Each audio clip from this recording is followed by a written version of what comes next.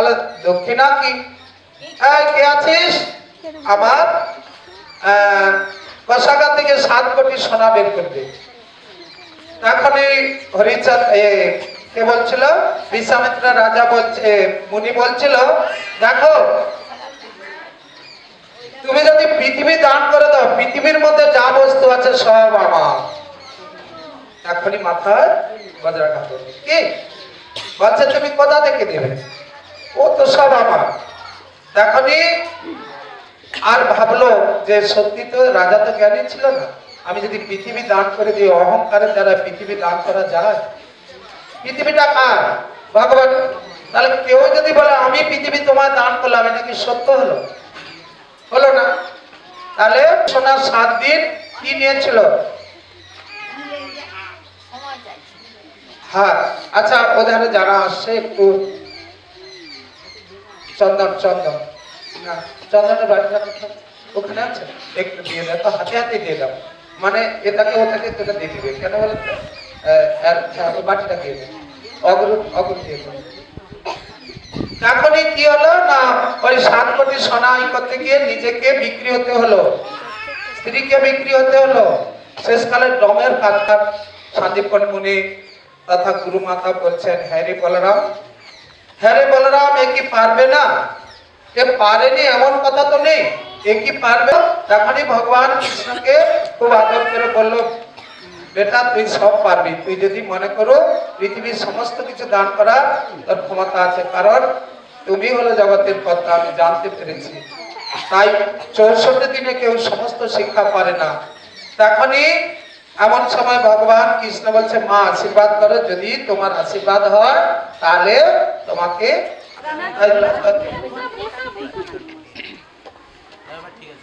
বলিয়ে বৃন্দাবন বিহারী লাল কি, বলিয়ে রাধা রাধা করলেন। গুরু মাতা প্রণাম করলেন। ওনারা একটি সমুদ্রের তীরে গিয়ে, দুজন বালক রূপে সমুদ্রের তীরে গিয়ে দাঁড়ালো, আর দাঁড়িয়ে বলছে, সমুদ্র সমুদ্র, হুঙ্কার দিল। সঙ্গে সঙ্গে সমুদ্রের তলা থেকে কেউ উঠে এলো। নাম জানো সমুদ্রের? না, হ্যাঁ পাচ্ছ না? সমুদ্রের দায়িত্বকর্তা একজন ভগবান আছে। সমুদ্রের দায়িত্বকর্তা বরুণ দেব। বরুণ ভগবান, বরুণ দেব তিনি উঠে এসে হাত জোড়ো করে বলছেন, প্রভু আমার স্মরণ করলে?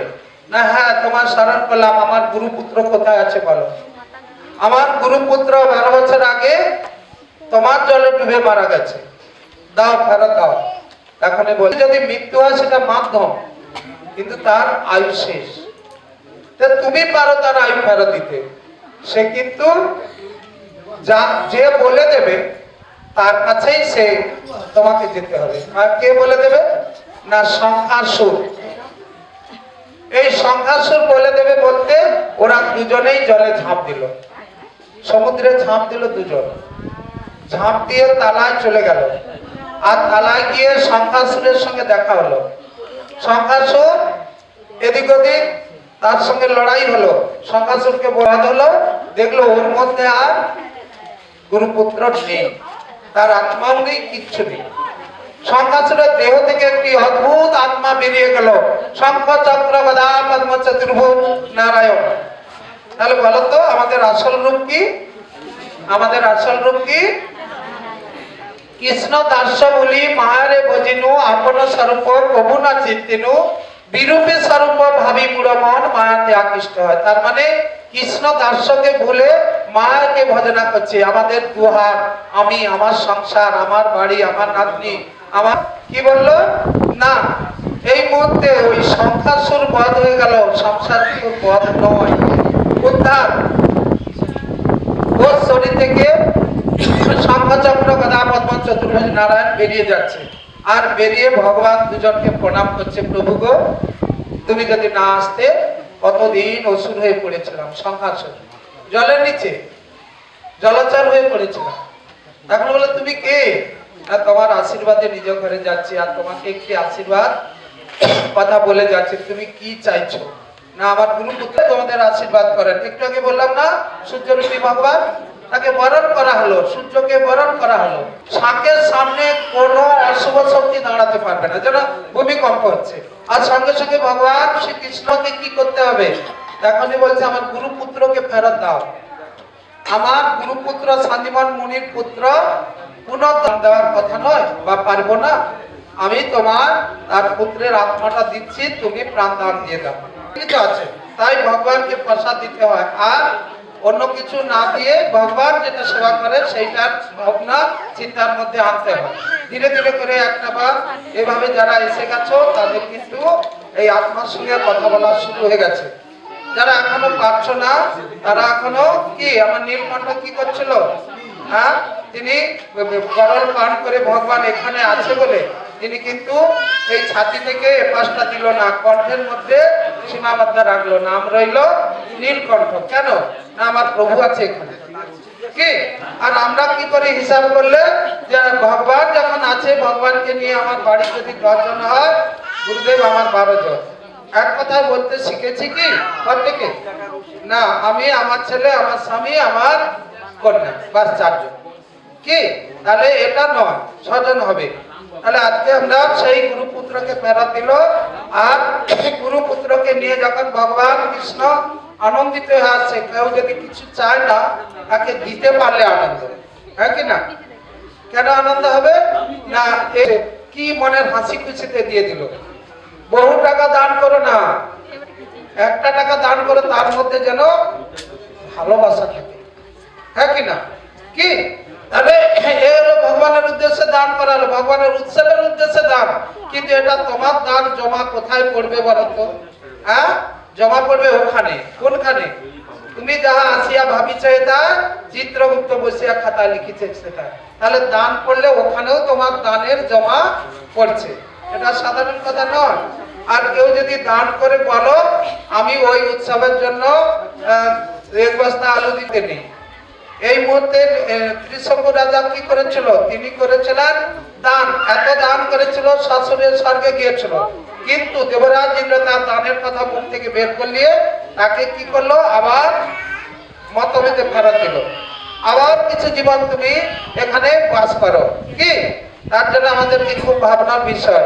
আজকে আমাদের এই যে ভগবান আজকে যে একাদশী বাসর, এই একাদশী বাসরের মধ্যে যারা উপস্থিত, শ্রেষ্ঠ কোনো পথ নেই যে পথের দ্বারা আমাদের নিজ ঘরে যাওয়ার রাস্তা তৈরি হবে। তার জন্য আমরা এর জন্য আমাদেরকে জানা দরকার যে মহাপ্রভুর কত লীলা আছে। আসছে ফাল্গুনী পূর্ণিমা। ফাল্গুনী পূর্ণিমা কি? ফাল্গুনী পূর্ণিমা মহাপ্রভুর আবির্ভাব তিথি। এই সনাতন ধর্মের বড় উৎসবের নাম কি? সনাতন ধর্মের বড় উৎসবের নাম ফাল্গুনী পূর্ণিমা। হ্যাঁ, বড়দিন। এই ফাল্গুনী পূর্ণিমা গৌর পূর্ণিমা, গৌর ভগবান এসে কি অবতার। কিন্তু ভগবান অদ্বৈত আচার্য দেখলো বাসুলি পূজা, মনসা পূজা, সমস্ত পূজায় ঘিরে গেছে।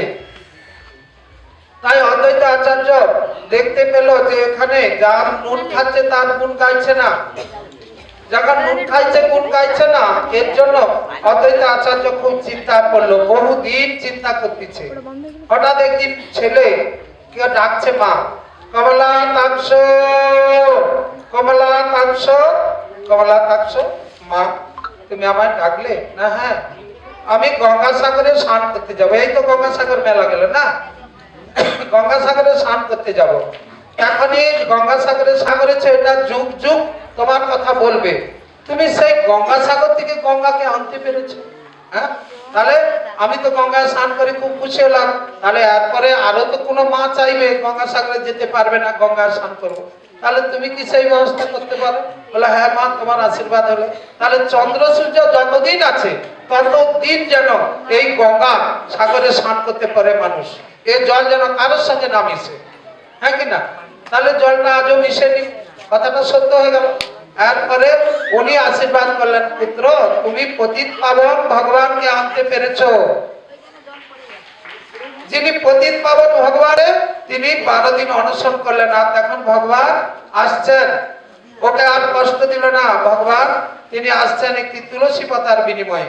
যে তুলসী পত্রটা আমরা তুলি, এই তুলসী পত্রের কটা শিরা কেউ তাড়াতাড়ি বলবে? 12টা শিরা, এধারে 6টা ওধারে 6টা। কি লেখা আছে? ওম নমো ভগবতে বাসুদেব। 18,000 ভাগবত শ্লোক আছে এতে, আর 30,000 বিষ্ণু সহস্র নাম আছে। কি আছে? 18,000 ভাগবত শ্লোক আর 30,000 আছে বিষ্ণু সহস্র নাম।